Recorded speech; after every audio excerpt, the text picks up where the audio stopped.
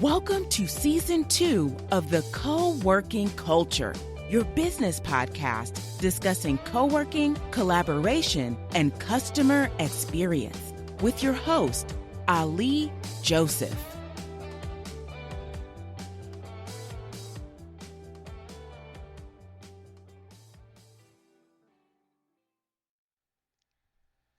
Hello, everyone. Welcome. Welcome.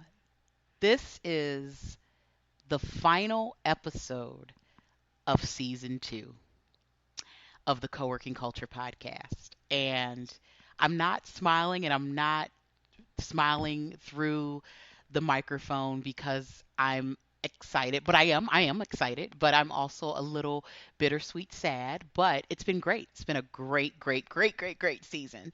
This is season 2, episode 8, and we are wrapping up season 2 as a whole on this episode and just talking about the collaboration experience.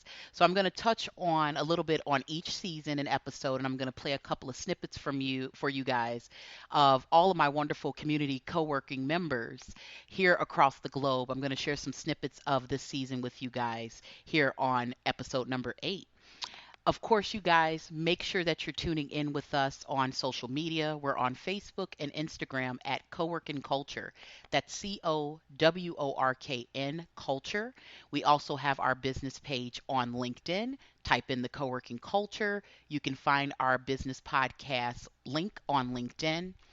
And then, of course, guys, we're on all major platforms. So even though that we're going to go on a hiatus after season 2 for the time being, you guys can listen to all of our content, including episodes from season 1 and all of season 2. We're on Spotify, we're on iTunes, we're on Stitcher, we're on iHeartRadio, and more. So those are some of our top platforms, but we are on pretty much all major platforms and podcasting platforms. And it's been a really great accomplishment to be able to get on these platforms and appreciate you guys, of course, for following us on these platforms, on some of your favorite platforms. So you guys can listen to the content at any time. You guys can have a conversation. You can have a dialogue. You can discuss these things within your community teams, community members, your teams, your business partners. You can even have these engagements within your community culture and then the network within the community co-working space that you're in.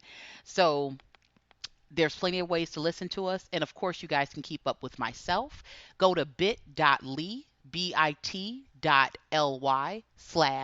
am Ali Joseph to learn more about myself, my entrepreneurial endeavors, my passion for co-working, and of course, you can learn more about my business, Innovate Assist, where we help with virtual administrative solutions for innovative entrepreneurs. So, of course, you can learn more about my business there as well at that website. And then you can follow me on social media at I am Ali Joseph on Twitter.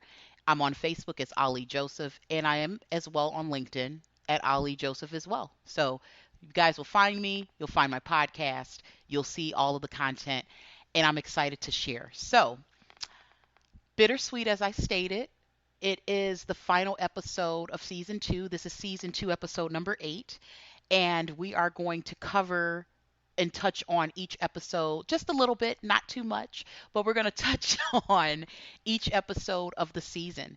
And so I wanted to take the opportunity in the moment to actually wrap up the season with a powerful bit just to show you guys about the collaboration experience. So starting from the beginning, again, I wanted to talk about and dedicate season 2 to talking about the power of collaboration as a whole. I think as entrepreneurs, as business owners, and as people that are in business and working for Fortune 500 companies, we can never stop learning about collaboration. There's so many tips, there's so many tools that are out there. There's collaboration tools, there's tips, there's trends that are out there to make your conversations and your communication and to collaborate with different people and peers and business partners to make it better. And especially in the co-working community, right? Because that's what helps our businesses grow. That's what helps them scale. That's what helps align the ecosystem is having that. As a remote worker and someone working in a co-working community, you're communicating with the co-working members, the co-working management team, the administrative team, and you're also co-working with other business owners in your industry, outside of your industry, and you're networking and you're scaling your business. And so it's so crucial and important that you have strong collaboration skills, not only just communication skills, but collaboration skills. Those are the two main components in making sure that you have a successful business and that you're partnering with the right people.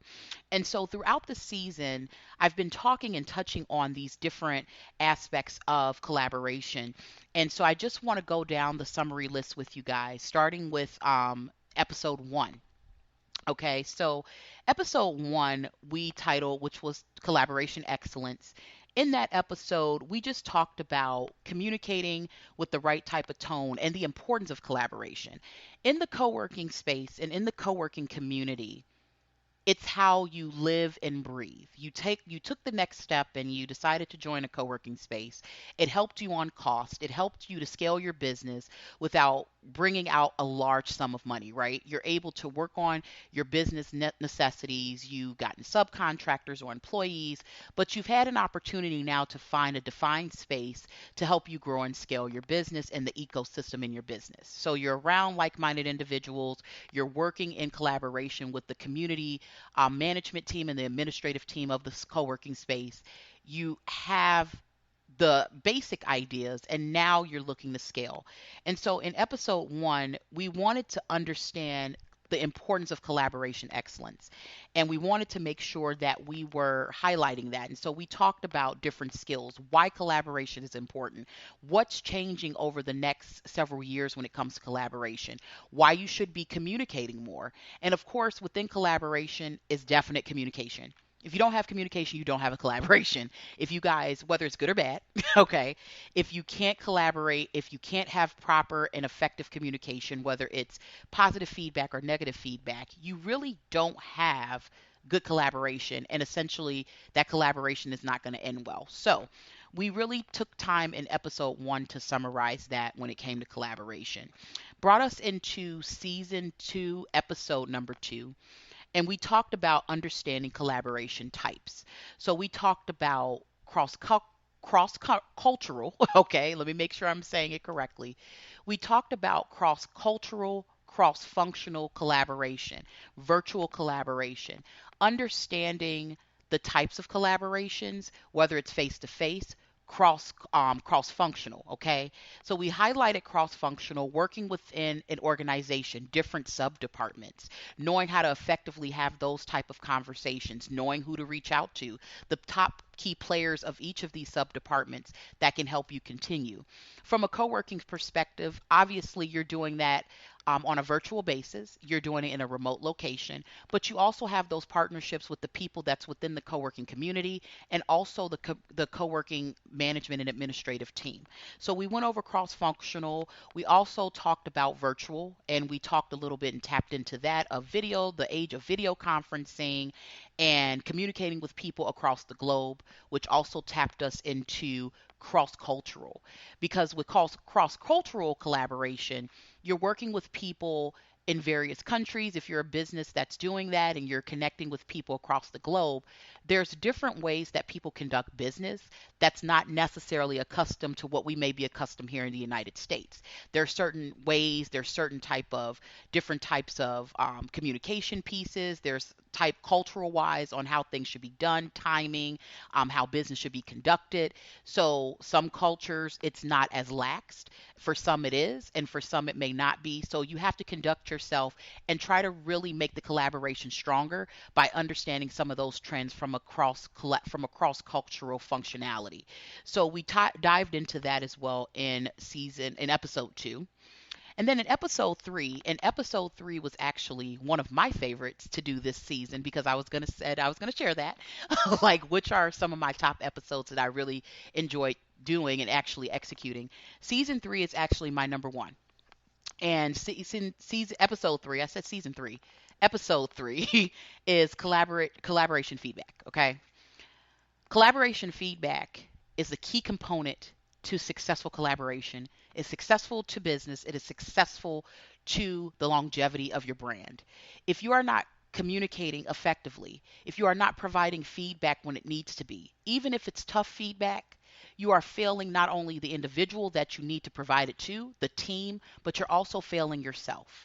People cannot get better, people cannot improve unless they are given the necessary and the most constructive feedback to be able to share. And I'm going to share with you guys a little bit of a snippet of this episode with collaboration feedback from episode 3, just so you guys can hear exactly what we were referring to. That it's factual.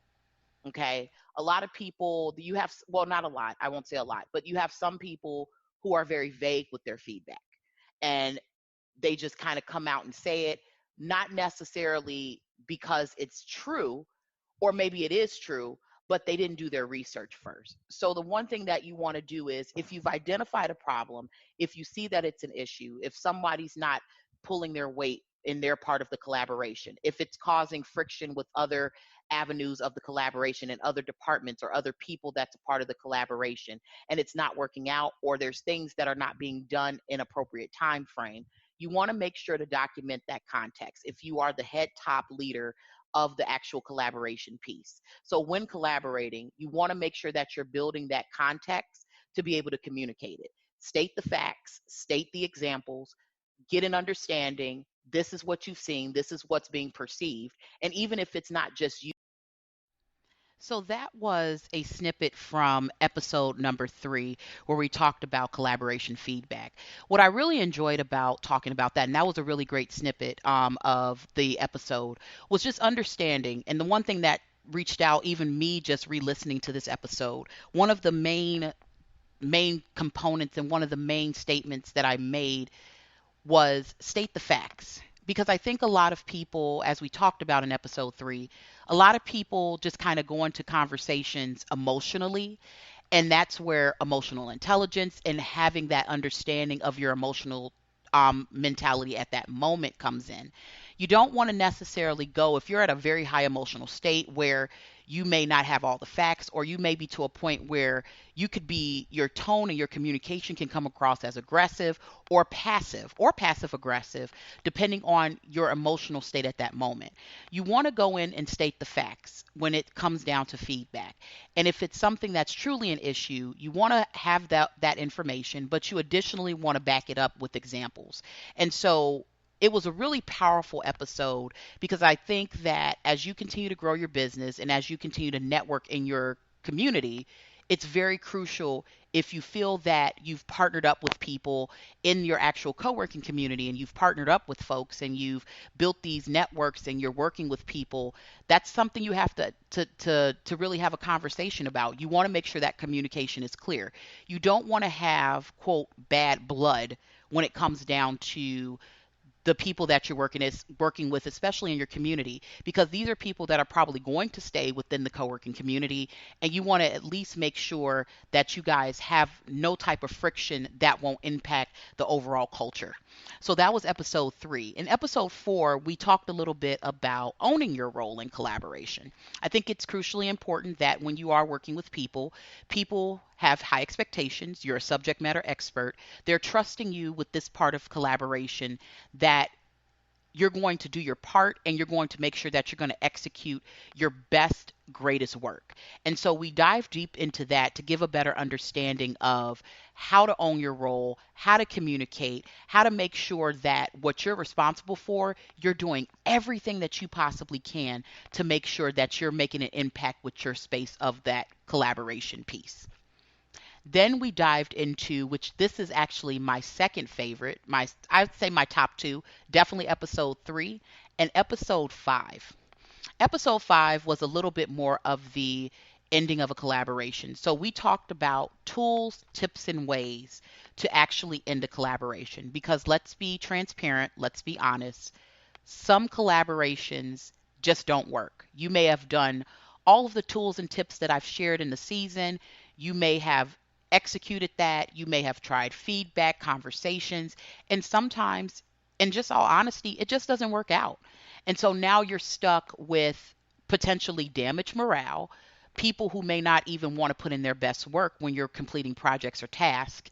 And now you have to make the executive decision in your business and make an executive decision to end these collaborations. And so I'll share with you guys right now an actual snippet from episode number 5.